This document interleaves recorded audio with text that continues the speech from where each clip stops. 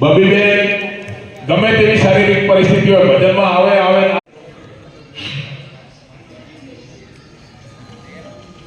એમના માતા પિતા પણ બંને આવે 11,000 માં ગઈકાલે સન્માન કર્યો લેડી સન્માન તમે કરો પ્રવીણ 11,000 થી આવી જાવ જલ્દી સન્માન માટે વર્તીભાઈ અને વિમલાબેન 1100 રૂપિયા હિન્દુ